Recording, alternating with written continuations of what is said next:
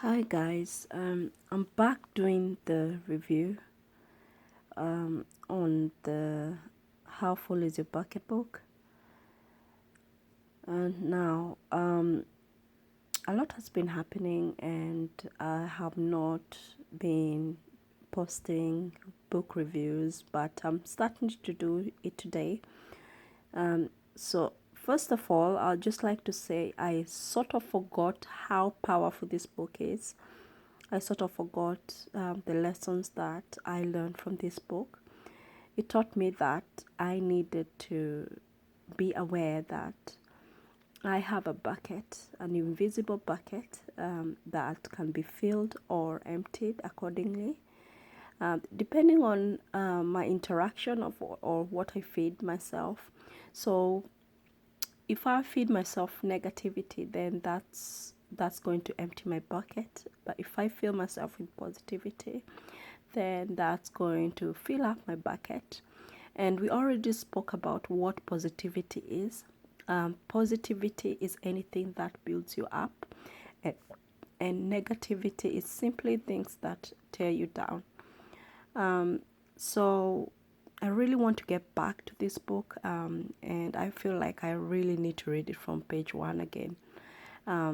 But anyway, I'll just continue on with chapter 2.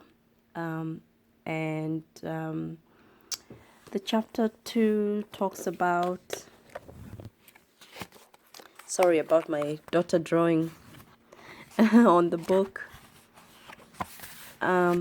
So we talk about how negativity and positivity affects productivity.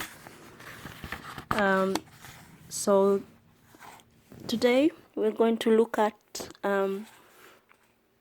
this part where it says the cost of disengagement is around that a year. So just bear in mind that this book was written in, when was this book written? Well, a while ago. So obviously the cost has obviously gone higher. So anyway, we'll get back to this, and it's chapter 2, and it starts off with a story about Laura, and this is just a story about a lady that did a presentation, and she started off well. She was positive, and then something happened in the middle of the presentation, and she I would say she read bad vibes from other students who were being negative and were being they were just being, I wouldn't use that word that I have in my head, but they were just being negative, and they were whispering negativity, and that affected Laura, and she started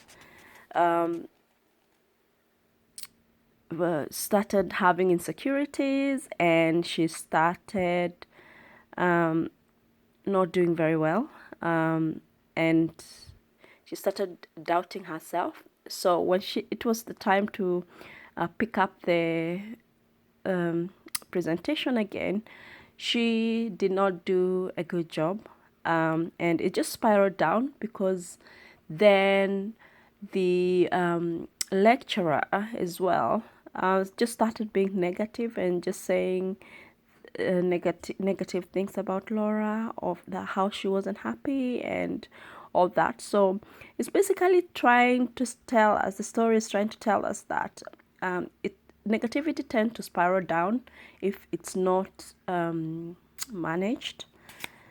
Yeah, so I hope that's clear. So that's the whole point of the story, and yeah, so we need to be aware that negativity tends to spiral down.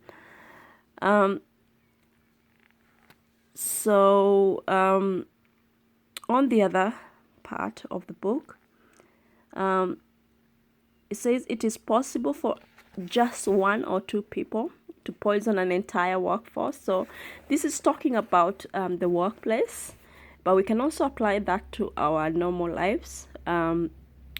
It's talking about how managers have tried to move negative people departments have realized that that's not the problem. The problem is within.